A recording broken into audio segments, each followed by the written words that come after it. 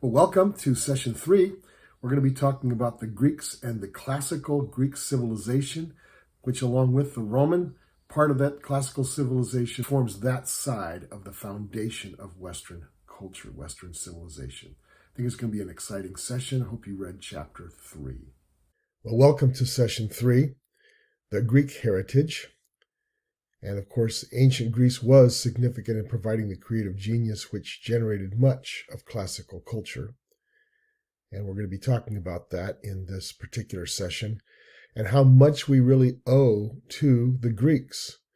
We think of Aristotle in terms of philosophy and education, really the founder of modern Western education and our whole system.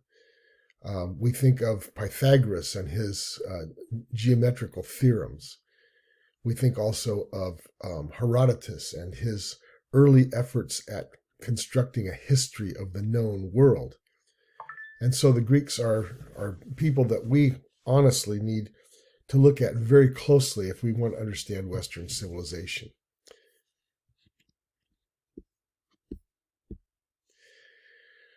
In review, let's talk a little bit about ancient empires. This is a list of some of the major civilizations that have arisen and have taken dominance over much of the world, or at least much of the known world at the time, known to Westerners anyway. Old Babylon, that's Hammurabi and maybe one of the first law codes on record, around 2500 BC. And of course, I'm using the BC and AD terminology here. As we've talked about in a previous session, this is a very Christian way of looking at the world. This is how Western civilization has looked at time throughout much of its history. But in the last, I'd say 25 to 50 years, there has been a growing desire on the part of those who don't really want to divide history over the life of Jesus Christ. And so they've come up with alternate designations, BCE, before current or common era, and CE, either current or common era. And the numbers don't change, but the designations or the terminology changes. So Old Babylon around 2500 BC, Egypt around 1800. Well, you can quibble over that, but say roughly 1800 to 2000 BC from the height of Egyptian civilization. There certainly was civilization before that. The Hittite Empire, which was centered in modern-day Turkey, but had outposts throughout what we would call the Middle East, also about the same time as ancient Egypt. Israel, for a brief period, maybe 60 years under Kings David and Solomon, was a world, or at least the regional empire. Assyria came along a couple of hundred years later and was a major empire of the time. They actually conquered the northern part of Israel and dominated much of the area. New Babylon came along later under Nebuchadnezzar. They also had impact on the Jews for the southern part of the Israelite kingdom. And then Medo-Persia came along, conquered the Babylonians. That was under Cyrus and Darius, the Persian leaders. The Medo-Persians were conquered by the Greeks under Alexander the Great. And then in the 100s BC, the Romans gobbled up the Greek lands and also Palestine and Egypt and became a major dominating empire. We will talk about them in the next session. So let's look at the influence of Greek language. We don't use the Greek alphabet. You can see the Greek alphabet in yellow on this slide. Alpha, beta, gamma, delta, epsilon, zeta. That's equivalent to our A, B, G, D, E, Z. They have similar letters. They have some ones that we don't use, like theta.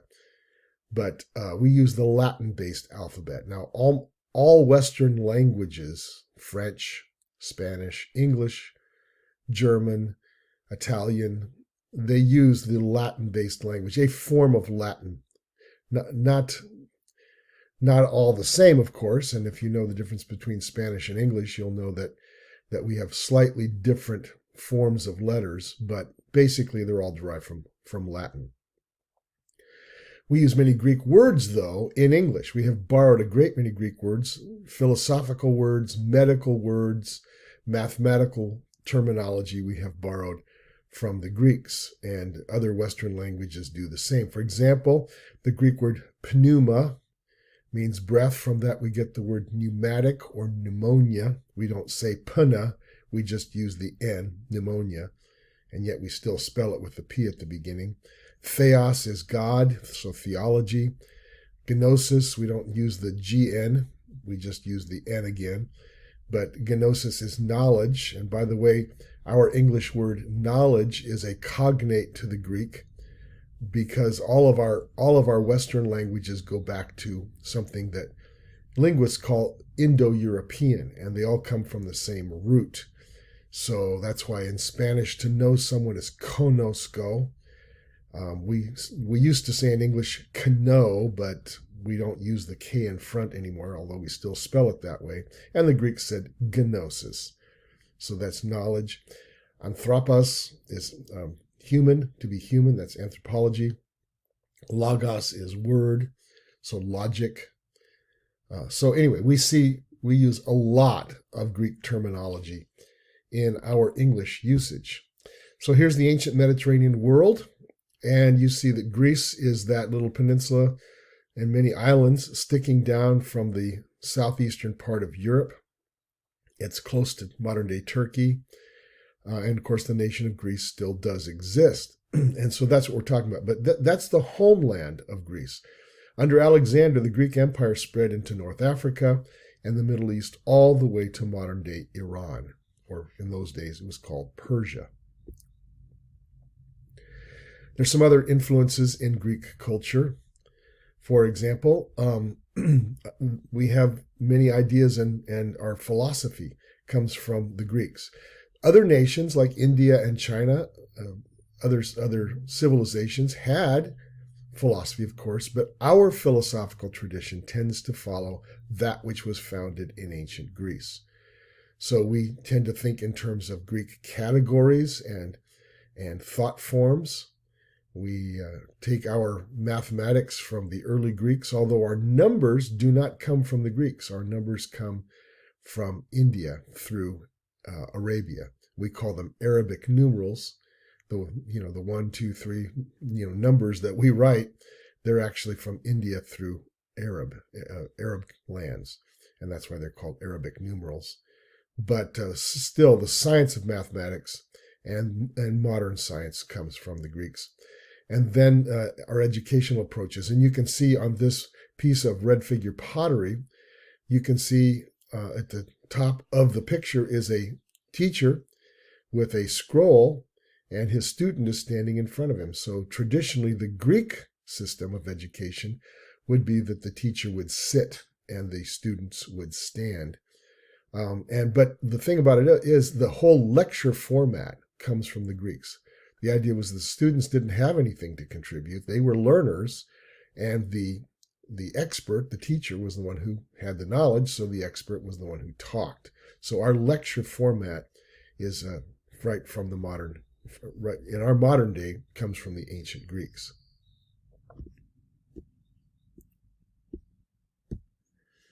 So here's some other influences of Greek culture. We have, for example, art forms. The Greeks developed a very humanistic approach to art of various types. They focused on the human body as well as human concepts of beauty and functionality. So, for example, you see this warrior here. That's a bronze statue that was retrieved off the Italian coast. It was from a Greek shipwreck, and there were actually 2 of these Riachi warriors. They used to have a shield and a spear. You can see where the spear and the shield would have been held in the hands of that bronze. And it was very amazing. It was discovered, I think, I don't know, maybe the first part of the 20th century by a diver. And this magnificent bronze statue was probably the peak of Greek sculpture and art. This is not made out of stone. This is bronze. Bronze is a metal that's made by smelting by smelting copper and tin together. And they had to make a clay original and then put wax all over the clay and coat the clay with wax, and then put another layer of clay over that, and then pierce holes into the cavity between the two layers of clay, and then pour bronze, the liquid hot bronze in there, which would melt the wax out, and then just leave that impression.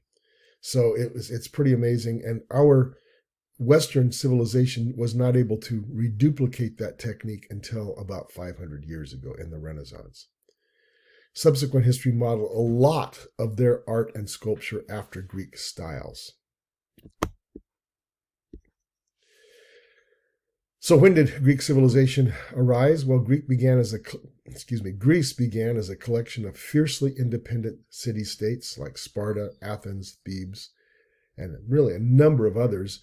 The city would be the hub of their little, I guess you'd say, nation state, with the surrounding farmland and villages around it.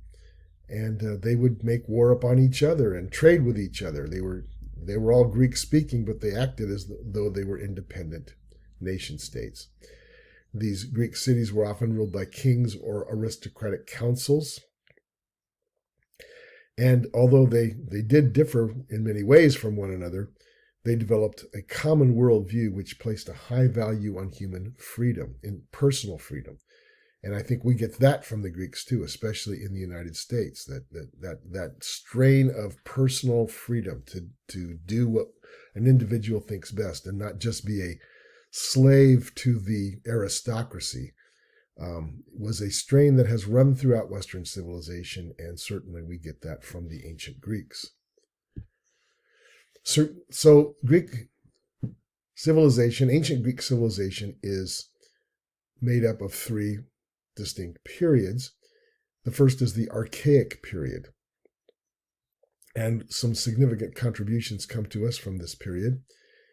First of all, in literature, there is Homer's epic poetry. We need to remember the name Homer. Homer was the first of the great epic poets in our tradition, as far as we know. He is responsible for two epic poems that are basically linked together. The Iliad, which tells the story of the Trojan War and how the confederation of Greek city-states defeated the Trojans. Troy was in northwestern Turkey today. In fact, the city has been rediscovered. And then there was a group of Greek city-states that gathered together to defeat them.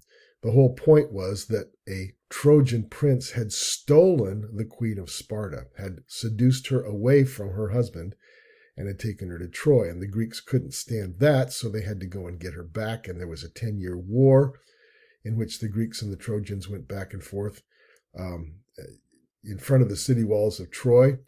Eventually, the Greeks, by trickery, conquered Troy through what we call the Trojan horse. Some Greek soldiers hid inside this wooden horse, and the Greeks left it as sort of an offering, a peace offering to the Trojans. The Trojans pulled it into the city, and then when everybody was good and drunk, celebrating their victory, the Greek soldiers came out of the horse, opened the gates, the Greeks came back and conquered the city. The Odyssey then tells the story of how Odysseus, one of the Greek captains, took 10 more years after the 10-year war to come back to his island of Ithaca, and all the adventures and misadventures that they had along the way. And it's a story of great heroism, great suffering, but eventually Odysseus does make it back and reclaims his queen, Penelope. Also, Sappho was a female poet, which is very unusual, but she's known for lyric poetry, and lyric poetry is meant to be accompanied by music, especially on the lyre. That's why it's called lyric poetry. A lyre is a little bit like a small-scale harp. And Sappho wrote about love, love between men and women, and even love between women and women. So this is some of the contributions of the Archaic period. Here you can see a comparison on a map between the Greeks. And in the Iliad, they're called Achaeans, which is southern Greece. And you can see southern Greece on the map there. It includes Sparta, includes Athens, some other cities there. So the southern part of Greece is Achaea. And then Troy is up in the northwestern part of what's today Turkey, near Istanbul. And Troy would be there on the map, as you can see.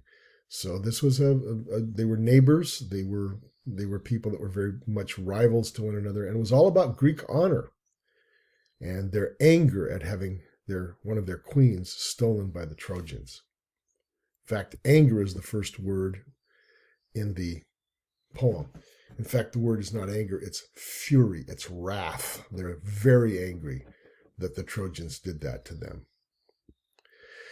Moving on to some other significant contributions of the Archaic period. The artwork, for example, pottery. The Greeks, we know a lot more about their pottery than anything else because pottery tends to last over time. It doesn't disintegrate like paintings or something like that. But there are several different kinds of pottery. There's red figure pottery, which you see at the top there of that slide.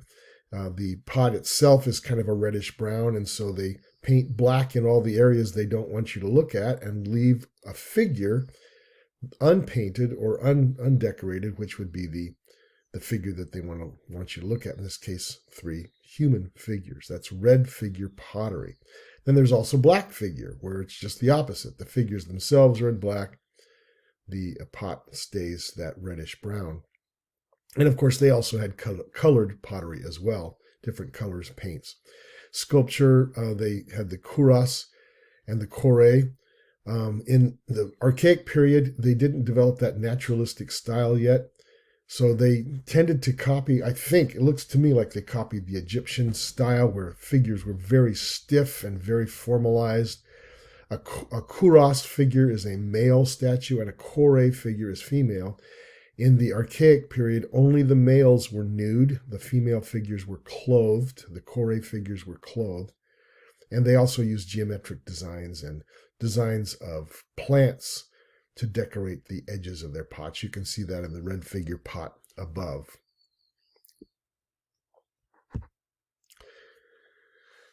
Athens eventually emerged as the dominant cultural center of the ancient Greeks. At the end of the Archaic period, the citizens of Athens overthrew their king and established something very new, democracy. It was a rule by the people. Now, not all the people. A lot of the people were slaves. They didn't have a vote. But the average citizen, the free citizen, did have a vote, and it was a pure democracy. Now, we do not have a democracy in the United States. That's not our form of government. We call it that. But what we really have is a republic. A republic is sort of a indirect democracy. We elect representatives and leaders who then make the decisions for us. There's no way that we could make all the traffic laws and, laws about taxation and all of those things. That we don't have time for that. We can't vote on all those things. We've got lives to live. So we have a republic, and that's what the Romans invented. We'll talk about that next session. But the Greeks did have a pure democracy in which all decisions were made by the people directly. Free males were expected to gather regularly. I don't know whether it was once a month or just, some kind of regular basis to discuss and vote on the important issues that the community was facing. The community was called the polis. And today we have cities called Minneapolis and others that have that Greek word for city in them. So the Athens became the leader in terms of new political structures, but also in terms of culture, philosophy, art, all of that. Athens was the trendsetter.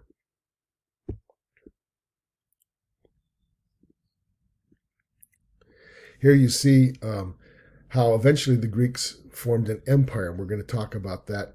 As Athens began to rise, they began to build a trade empire. It was not a military empire, it was a trade empire that included much of the surrounding area of southern Italy, even parts of Spain were in that empire, parts of North Africa, parts of the Middle East were in that trade empire that Athens started. It was not a Greek one, it was an Athenian one.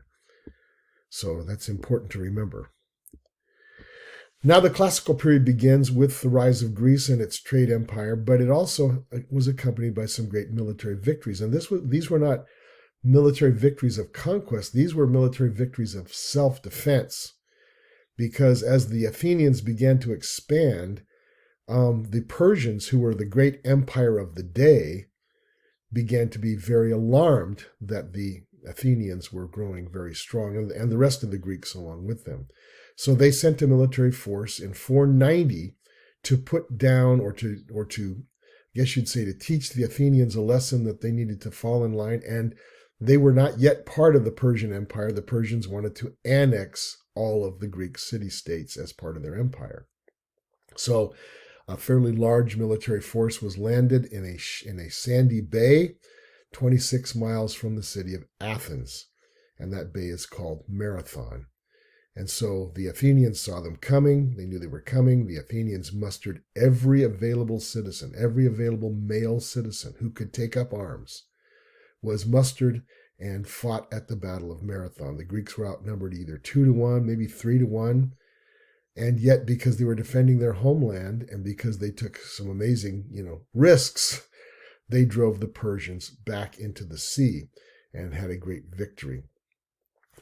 That defeat was of Darius of Persia.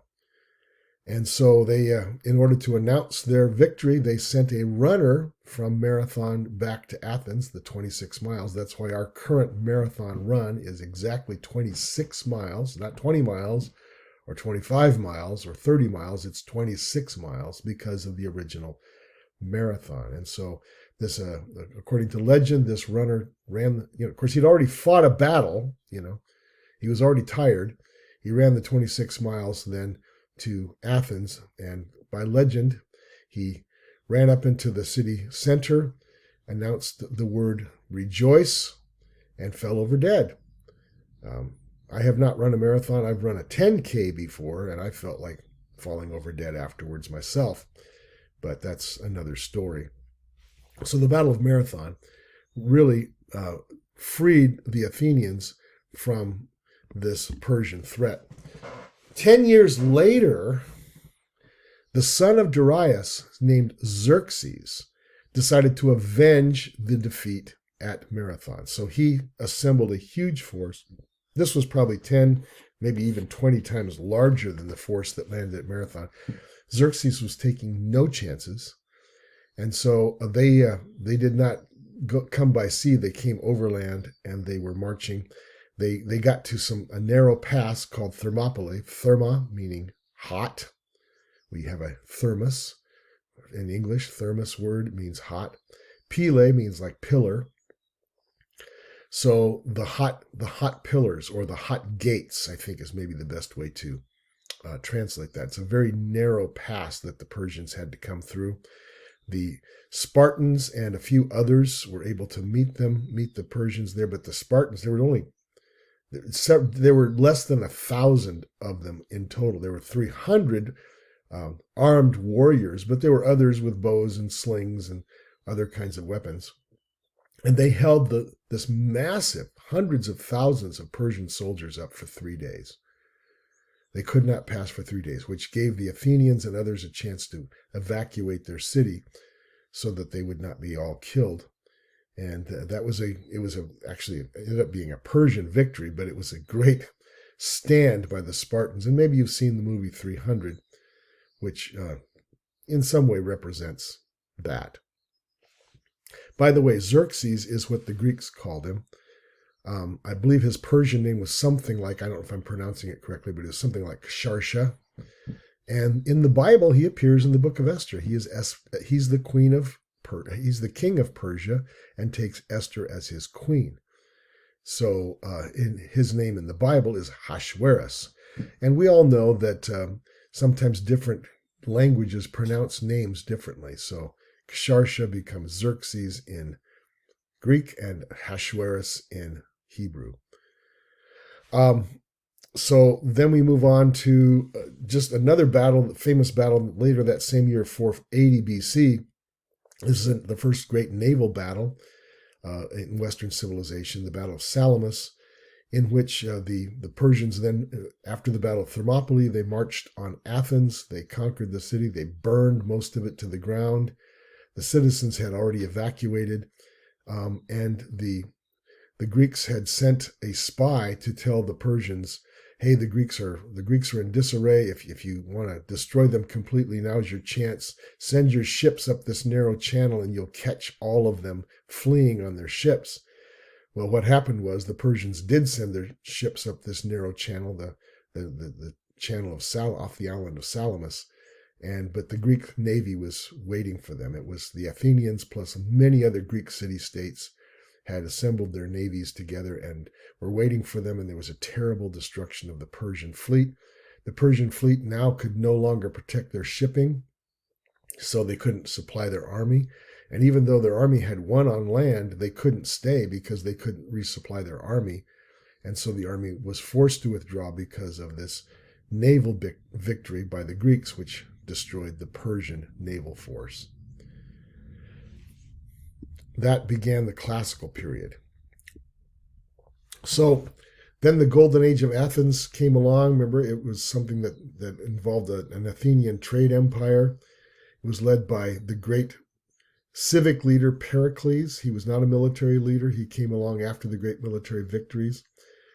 Pericles was I guess you'd say, the overseer of the great Athenian rise to power, in which democracy was developed, in which they formed something called the Delian League, their trade network. You could join, if you were an island or if you were another Greek city-state or even someplace outside of Greece, you could join the Delian League and become part of this great trade network. But the rise of Athens was short-lived because eventually, within a generation or two, the arguments between Athens and Sparta became something that led to war, and eventually the Spartans destroyed Athens in this rise to power, and that was called the Peloponnesian Wars between Sparta and Athens, which Sparta won and Athens lost. Well, in the classical period, which lasted from around 490 BC to about 323 BC, the characteristics included philosophy, the philosophy tradition that was started with Socrates. Now, Socrates wasn't so much a philosopher as we think of him. He didn't have a philosophical system that he invented or championed. He was simply a critic. Socrates was the inventor of the Socratic method, meaning that he would ask questions to show how little people knew. His method was to say, we don't really know anything for sure. We don't know lots of things for sure. And the things that people claim to know for sure, they can't know. And he would ask these pesky questions to show that people didn't really know what they were talking about. And he gathered a group of young men around him who learned the same techniques and became social critics. And, we don't like social critics. We don't like people that criticize the way we do things. And Socrates was one of those. And so eventually he was brought up before the city council of Athens and charged with corrupting the youth of Athens by teaching them to question everything. He was offered two choices. He could be exiled from Athens, never come back, or he could take poison. And he said, well, I can't be exiled. I can't agree that I've done anything wrong, so you're going to have to kill me. And so they forced him to take poison. And there's a dramatic passage in one of Plato's writings that talks about the death of Socrates and how sad it was, and he and all the other students were gathered around, because Plato was one of Socrates' students. He and all the students were gathered round, watching him die, speaking with him, talking with him as he died, and it was a very sad story.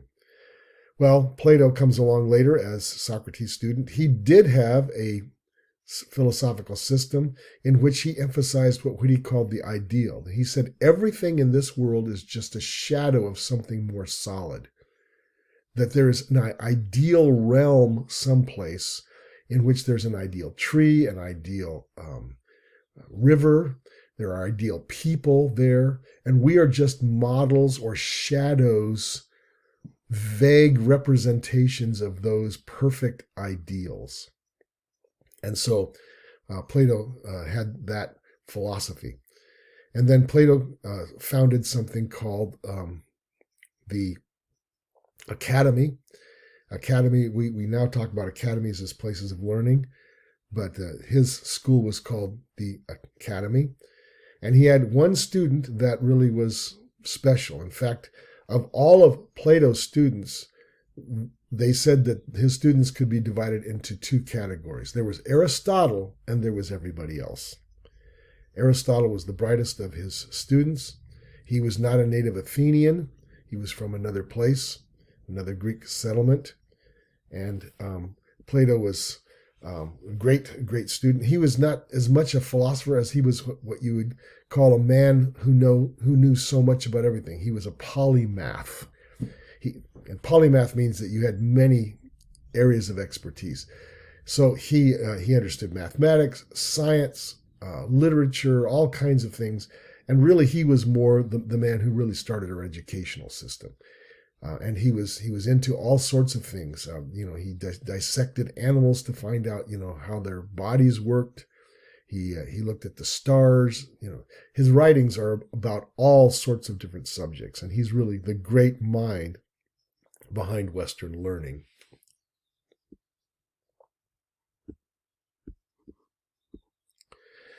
And then in the classical period, you also have the arts. The sculpture becomes much more naturalistic. You see this discus thrower. You can see the flexing of the muscles even. And that's a whole different step above what they were doing before in the archaic period, where everything was so stiff and formal. You almost expect to see this figure move because he's so naturalistic. In theater, there were two types of Greek plays, comedies and tragedies. And to us today, it's difficult to tell them apart because sad things happen in Greek comedies and funny things happen in Greek tragedies. The main way to tell them apart is whether they end well or not. A comedy ends basically with the characters happy and doing well. The tragedies end with the characters ruined forever. And you see the Greeks built theaters wherever they went in that style where they would have those seats surrounding a central circular plaza or circular platform, and then they would have a scene or proscenium behind the stage where actors would come and go. And a lot of times action would happen off stage. You'd hear voices of things that didn't necessarily need to be seen, but you needed to be filled in on what was happening. They wore masks. All the actors were male. There was no female actors. But the male actors who were taking female parts would wear female masks and female clothing to make it seem like they were actually women. Also, architecture. The greatest building that was built during this time in Athens was the Parthenon. But other public structures were built. They developed different kinds of columns.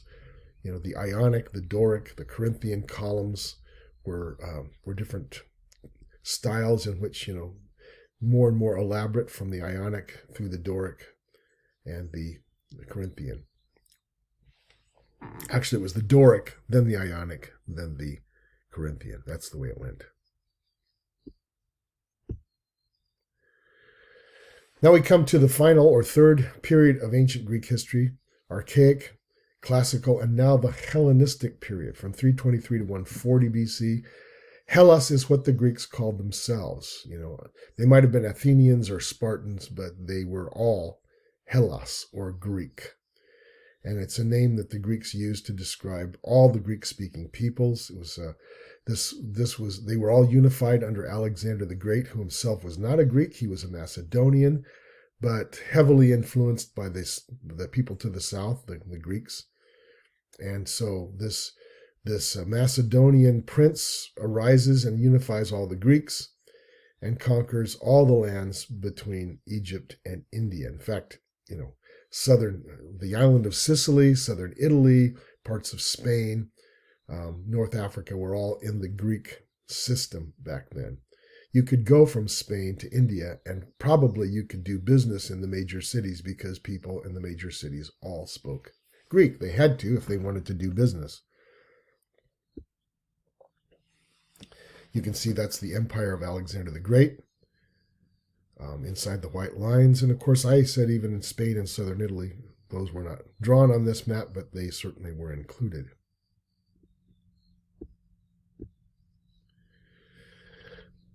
The results of Alexander's Hellenization, or spreading of Greek culture and language in the Eastern Mediterranean. The Greek language was used for politics, education, and commerce. I mentioned that just a minute ago. Greek ideas and philosophy became widespread, and Greek culture and especially athletics were spread. So not only were theaters built wherever the Greeks had a major city, but also stadiums where you could have sports. In fact, our modern Olympics come from the Greek tradition of competition. It was one thing they would stop their wars about. Every 4 years, they would stop their wars and have Olympic competitions. And then after the Olympics were done, they would go back to fighting each other. Interesting concept. Well, all right. You can see how much we are influenced by the ancient Greeks and how our language is richer and our artwork and architecture, even our government buildings are styled after these great Greek architectural masterpieces. We are so indebted to the ancient Greeks because it's at the very bedrock of who we are as Westerners. Next time we'll be talking about the Romans, and I hope you'll join us for that. If you're in my class, you'll have to join us for that. But that forms the other side of the classical part of Western civilization. We'll see you then. This is Dr. Michael Bogart.